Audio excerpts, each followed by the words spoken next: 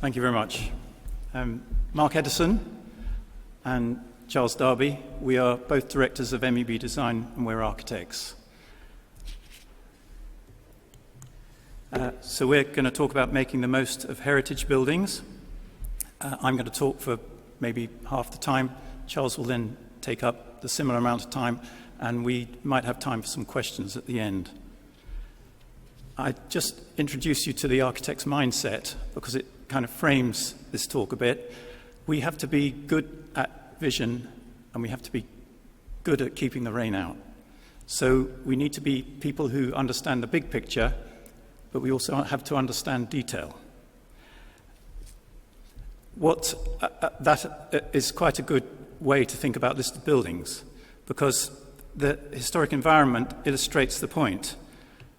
At a strategic level, generally, listed buildings are not a burden, and they can be an opportunity. We like them. I enjoy working with them. They are challenges, need us to think differently, come up with innovative solutions, and we have to think contextually. But at a detail level, when it comes to maintenance, they can be very different. They can be costly, they're more regulated, and there's probably a booby trap somewhere in there that you've got to avoid.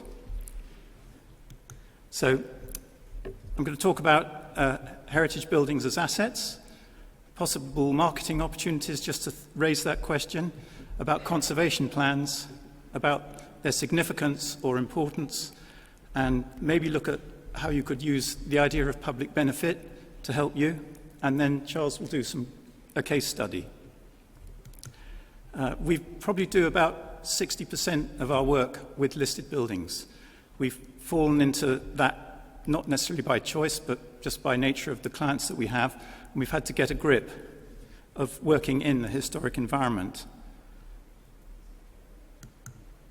So I'm going to talk about, first about whether a listed building is a burden or an asset, and try to set out a basis on how they could be a positive benefit. Because work done well to a listed building or in the setting of a listed building can be an asset. The presentation of the school can be enhanced, but it's also potentially a lot of other assets. There's a teaching asset. It could be history. I went to this school, which you may recognize, Wellington College. I don't know if anyone here is from Wellington.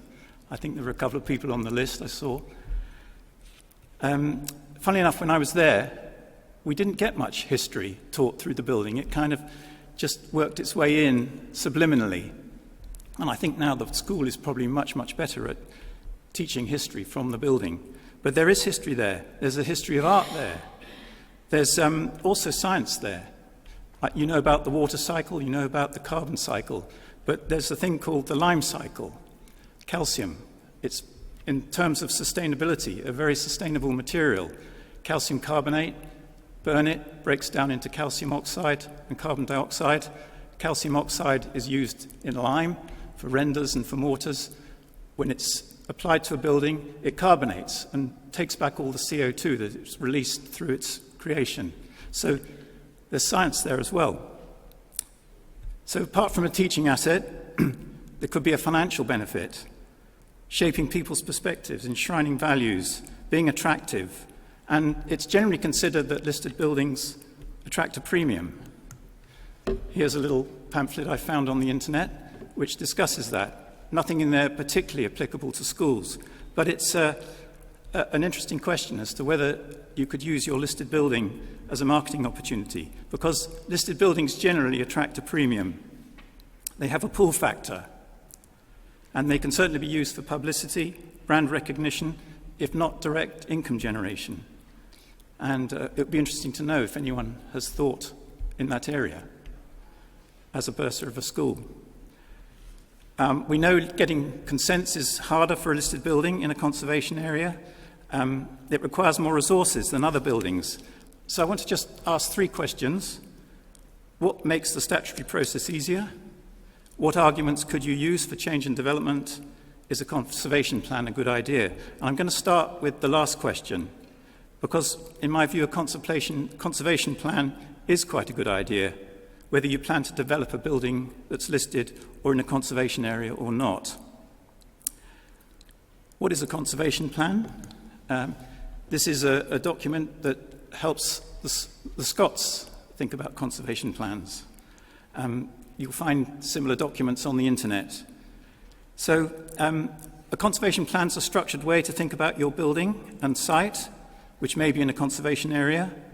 It's a way to understand what its importance is, why it's been listed, how its physical attributes can be best managed to conserve that importance. The plan should meet the school's requirements, as you are a guardian of the historic asset, but it should also meet your educational needs on the site. So it's not meant to tie you in a preservation project or just solely repair, rather in the full meaning of the word conservation, giving the building a sustainable future.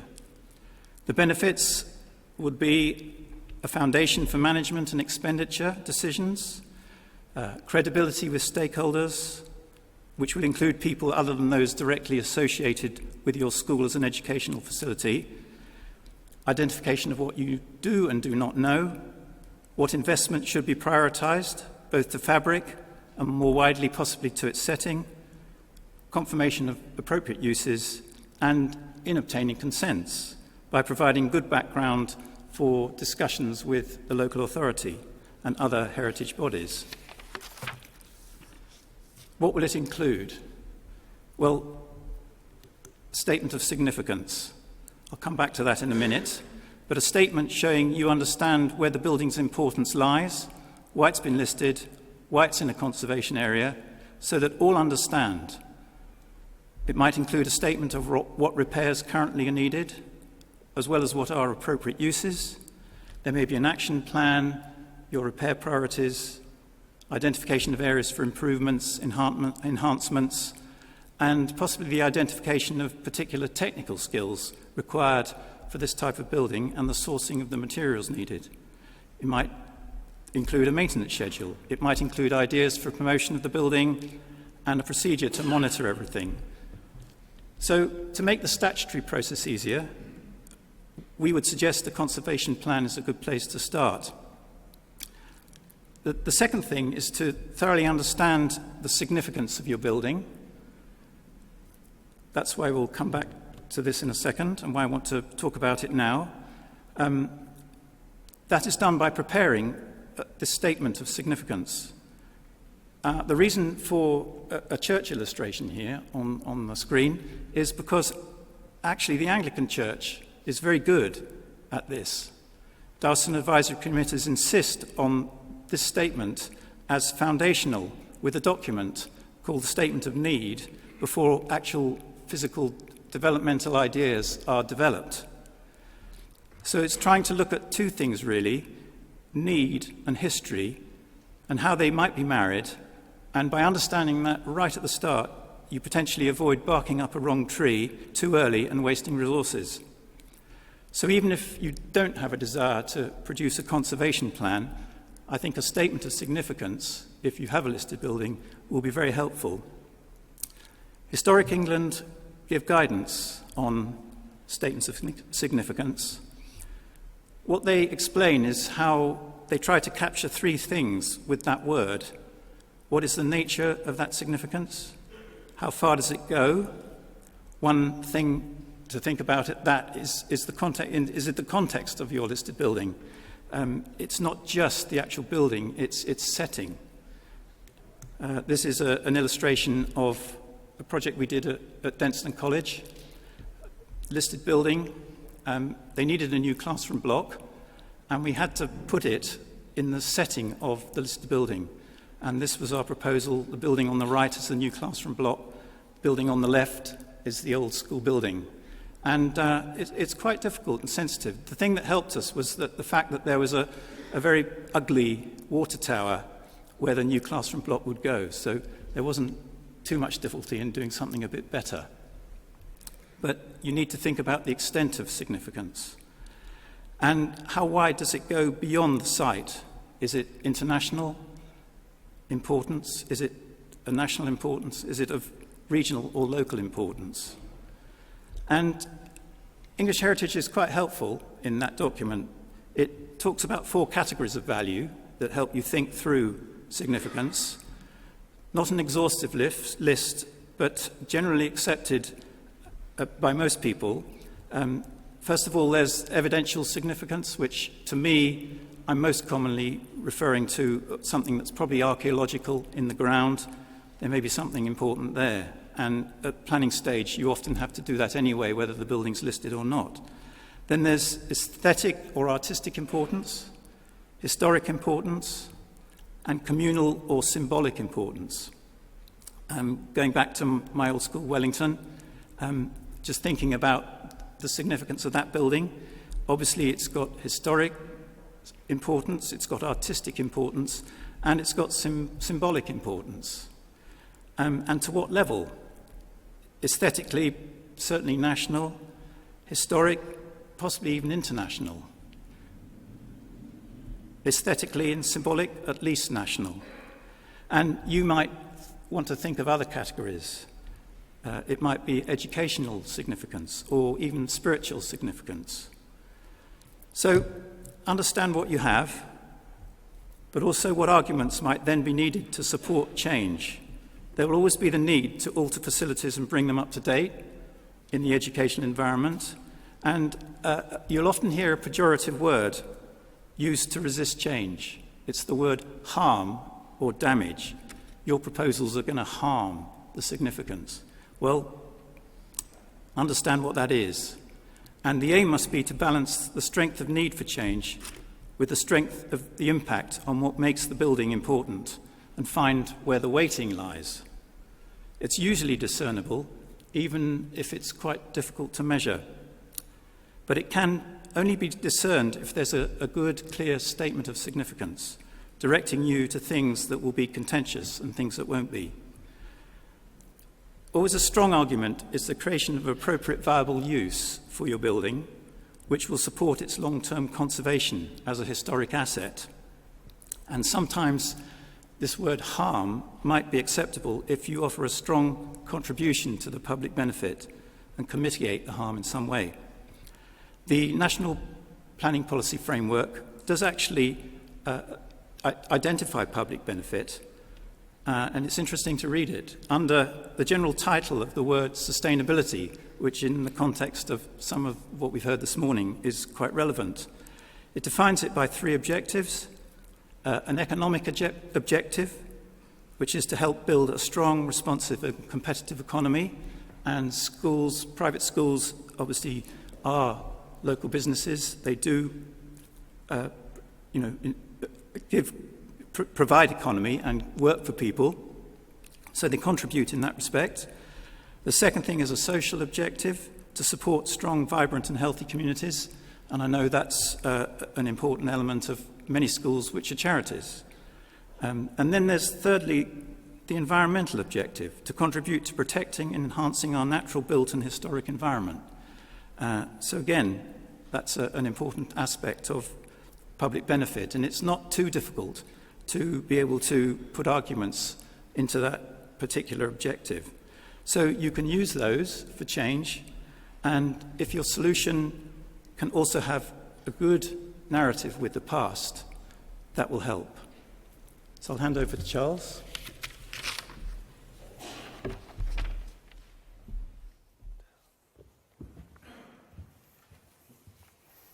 Great, thanks, Mark.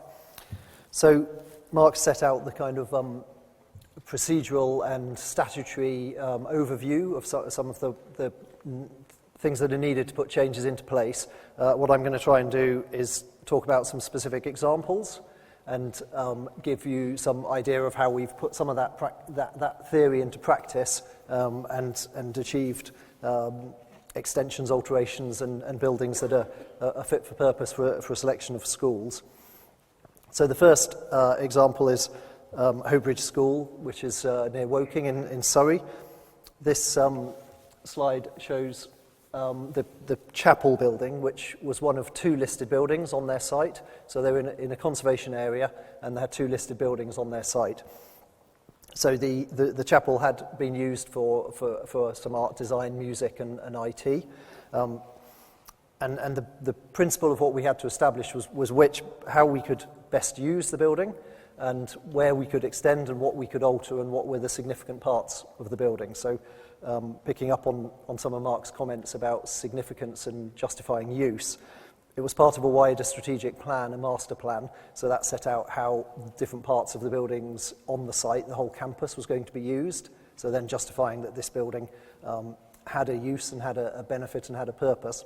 But we also had to work with the local conservation officer to establish what were the significant parts of this building, and it was mostly to do with views from the playing field, which, as you're looking at that image on the screen, the playing fields were behind the building, so the facade that you can't see in those views was the significant facade, the old chapel and tower building. So we worked with the conservation officer, and the new bits in the foreground, the triangular infill extension, and the bit to the right-hand side were the extensions that we were able to build to be able to generate the extra space that the school needed to make its art design technology facility function. So an extra studio, a display resource area, and the issues that were significant were to do with the fabric to the rear of the building. So we worked with the levels to make sure that the new buildings came in below the window levels and how the extension connected to the back of the listed building. So the glazing detail around and how that fitted in. So the existing fabric was retained as much as possible. And part of the process was a visual assessment. Mark's talked about conservation appraisals. Conservation area appraisals is a slightly wider look at how a building sits within its area, and we did a visual assessment from the playing fields to demonstrate that no harm, as Mark described, would be caused to the setting of the listed building with any of the proposed extensions to the building. So that's how we sort of put some of the theory into practice to get the spaces that the school needed within this facility. Another example is Abingdon School. This is the old heart of the school. This building's not actually listed, but it was called Big School, was the original school buildings in the heart of the school, and some really significant spaces that included the original library and the Master's Common Room. We were tasked with refurbishing the whole building and working out what would be the best uses for these spaces. So trying to make spaces within a historic building which are fit for purpose in a conservation environment or in a heritage environment, but trying to make them modern school facilities. So one of the things was to change what used to be the library into the new common room, into the new staff common room. So that made a much better use for that space. The outdated library was rebuilt in another building, so this space could be converted into the common room, and existing features, existing details were retained, and new furniture and new fit out and new lighting was put in to make that into a better use. That's the image on the bottom left of the slide. The image on the bottom right of the slide is the headmaster's study. So that was put into what used to be the old master's common room, which was a room that had become too small. So going back to Mark's point about whether listed buildings, or in this case heritage buildings, can be marketing assets, using the old bits of the building for functions which, if you like, have a front-facing marketing aspect and making the most of the details. I'm not sure how clear the images are, but the bottom right image, we put a glazing detail along the top of the walls so that where the new walls joined to beams, there were existing stone mouldings so that you could still see some of the existing details. So again, it's understanding what the important heritage details are in the building and making sure that the intervention that we're designing doesn't impact on those heritage details, so you can still see the existing roof structure, you can still see the stone mouldings, and you can still see that it was once a larger space which has been divided up into smaller spaces. And the image on the two images on the top are just showing that we came up with an idea of a sort of standardized classroom design and layout. So regardless of which buildings were being refurbished, and this was we refurbished 3 buildings in this piece of work, but a previous 2 years earlier we'd refurbished another range of buildings. So the idea was that whichever buildings were being refurbished, whether it's a modern building, a Victorian building, or an even older building than that, the standard of the classroom would be the same. So that by putting in the acoustic raft ceiling panels, by putting in the lighting grids, and by putting in the same projection and the same furniture into the rooms, we sometimes painted the ceilings a dark colour if they weren't very interesting ceilings above, or we painted them a light colour, the image on the right-hand side, if there was some interesting features like roof trusses or things to be retained. But the basic classroom ends up feeling the same and having the same facilities. So regardless of whether it's a room in a historic building or a room in a modern building, it's the same function and the same fit-for-purpose classroom within that space. A building in the centre of Oxford, so this was a university building, but belonged to Blackfriars Hall. And this was a historic building right in St Giles, right in the heart of historic Oxford. So it's in the central Oxford conservation area, but it's also a listed building. So the starting point was quite challenging to refurbish this building for teaching facilities, for meeting facilities, for some administration space and some small-scale tutorial rooms. But we had a meeting with the conservation officer, and we did the statement of significance, and we did the analysis of the building to understand why this building was listed and what its particular history was. And it actually came down to everything to do with the front facade. In the 1970s, the building had actually been rebuilt, and it had a concrete frame behind this facade.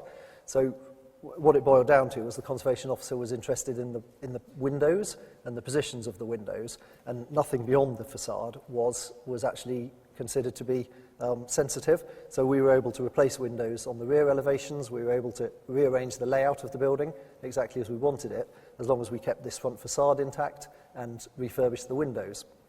So we got a window restoration specialist company in to come and do the work to the windows. We put secondary glazing on the windows to deal with the thermal efficiency and acoustic qualities on them. But the 3D model at the bottom left shows the new layout, and it actually became quite a simple planning exercise because we had to work the rooms around the windows. So there could only be as many rooms in the building as there were windows, and it was on 4 floors. So we came out with quite a simple design that there were bigger rooms where there were bigger windows and smaller rooms where there were smaller windows, smaller rooms at the back, bigger rooms at the front. So it actually fell into place quite easily once we understood what the constraints were of the historic building. So in that image on the bottom left, the right-hand side is a meeting, conference, teaching room. Then there's a common room in the middle and a staff office teaching room to the left-hand side, and then along the back are smaller modular offices and teaching rooms. So the right-hand image is the main meeting space, so one of the larger windows. So we created one of the bigger rooms behind that window, but we also had to work with the levels because we had existing floor levels in the building and there were existing concrete beams. So one of the details we developed was this coffered ceiling so that we could get the ceilings and the services and everything to tuck in below the head of the window, but we could also maximise the height over the top of the table. So it's combining the understanding of the overall building, the building in its context, but also the details of what we can work around to make the most of the spaces within the building.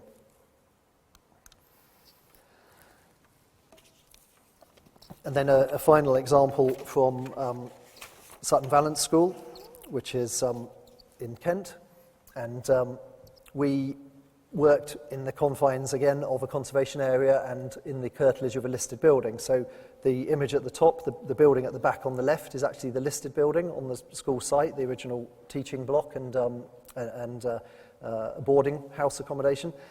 But the building in the foreground that we converted was a sort of barn, shed, storage building, which was in the curtilage of the listed building. So in itself it wasn't a particularly imposing building or a particularly significant building, but it was in the way because it was where the entrance to the school was. It was the arrival point, and it was part of a master plan to redesign the drop-off and the arrival point at the school. So the image on the bottom right, the darker lines are to the top of that plan are all the bits of existing building, and everything in grey is an extension at the back. But we gave it a new front, we gave it a new glazed facade, knocked it through to make a new entrance point, and added administration and bursars rooms and reception rooms to the back of it. So a building that wasn't an asset, that wasn't doing anything to the school, that was difficult to work with because it was in the curtilage of the listed building and it had historic fabric in it, we were able to make into what is effectively the front door and the shop window of the school.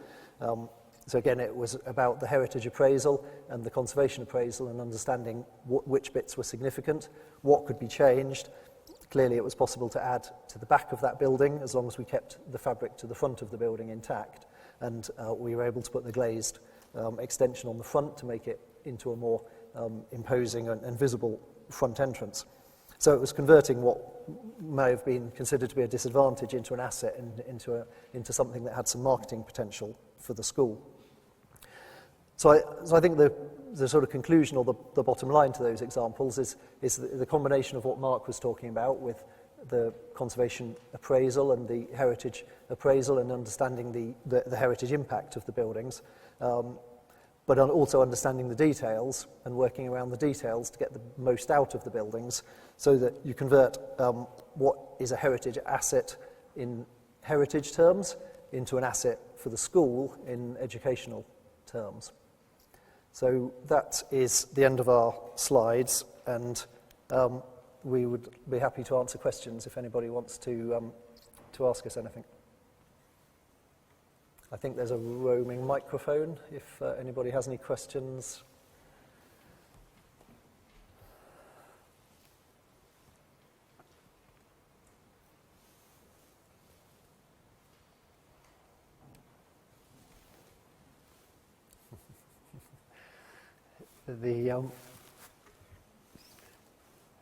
I think I might ask.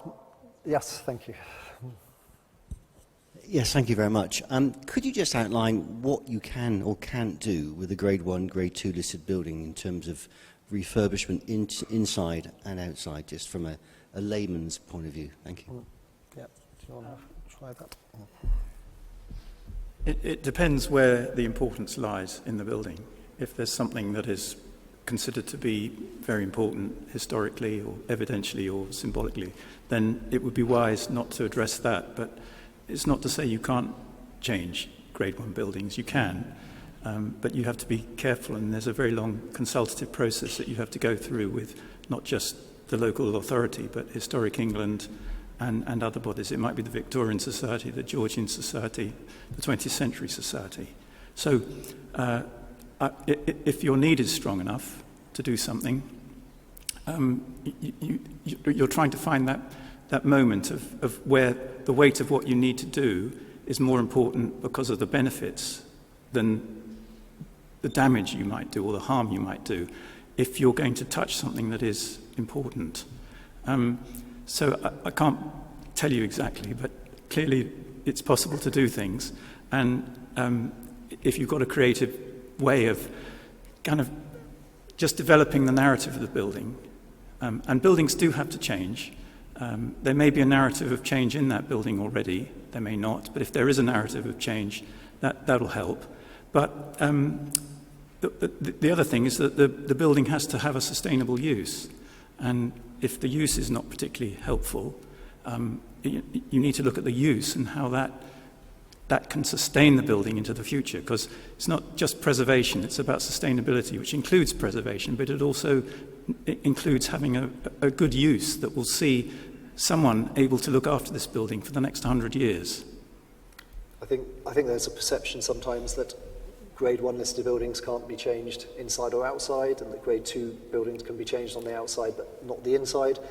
But it's not as simple as that. It needs an assessment of what is significant. There's also the listing descriptions, which sometimes people take to be the description of all the things that are significant about a listed building, but they're not necessarily exhaustive. So they might talk about the facade, or they might talk about the chimneys, or they might talk about the fireplaces, but that doesn't mean that if you had a full heritage assessment done, that they wouldn't come up with other things in the building that are significant. So you can't just take the listed buildings description as being the guide to what's important or not important, although it might be a starting point. So it always has to be based on the assessment. And doing the heritage assessment early and doing the statement of need early are really important in setting up the narrative and justifying to conservation officers and Historic England and other organisations that you've actually started thinking about things the right way around and started from the beginning rather than post-rationalising what you may have already decided you wanted to do to the building. Yeah.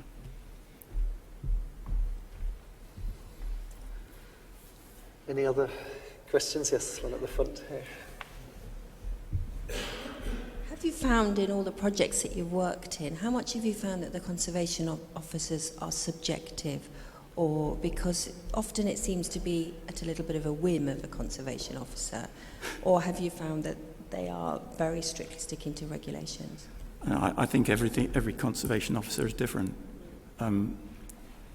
If you go out to the sticks, you'll find someone who's possibly less willing to change than someone who's working in central London, because they're just closer to where the thinking is, and possibly they're in London because they've got the ability to think wider. So it does vary, and I think you have to get the measure of your conservation officer. Try and find out what makes him, what interests him, and it may be that he's interested in actually the detail of the building and what you're doing to the fabric, not necessarily the overall big picture. So I think that's what you have to do. I think two or three of the examples that I showed earlier relied on quite a long-term conversation going on between us and the conservation officers, and several of them I mentioned were started as strategic plans or feasibility studies. So what we tend to do is quite early on try and get those strategic plans in front of local authorities and conservation officers, whether that's by way of a formal pre-app or just at least an information sharing exercise. And if you can get the conservation officer to engage and come to site, so at Hoe Bridge we actually had the conservation officer involved probably several years before we did the project on that particular building, because he came and visited the school and we showed him around what we were proposing as part of the strategic plan.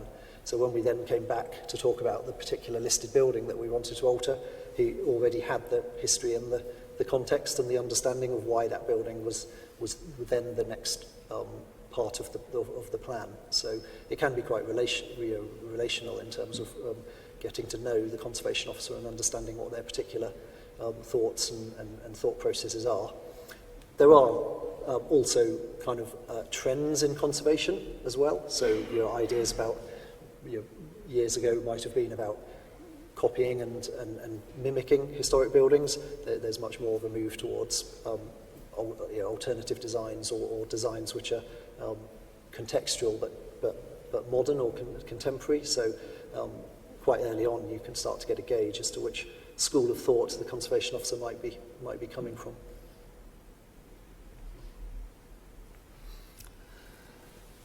Any other questions? One thing I was going to mention, just in the line of conservation plans and conservation area assessments, is we have worked with a couple of schools who have instigated their own conservation area appraisal. So local authorities, when they designate conservation areas, are supposed to have a conservation area appraisal done. But if you're managing a school site, which can be pretty much the whole conservation area or a very large part of the conservation area, getting a conservation area appraisal done yourself can actually, one, help the local authority because it produces the document which they can later rely on, but it can also position your school and your campus and your site to a certain extent in the way that you want to position it. So again, as part of a strategic planning or master planning exercise, getting a heritage specialist on board and doing your own conservation area appraisal and then engaging the local authority to have a conversation about that appraisal can be a very good way of framing the future developments that you might want to then put in place as time goes on. So again, thinking ahead, but that's even broader. The conservation area appraisal is looking at the whole site and the whole neighbourhood before you start zooming in on the actual buildings or the actual campus and doing individual pieces of work on those buildings.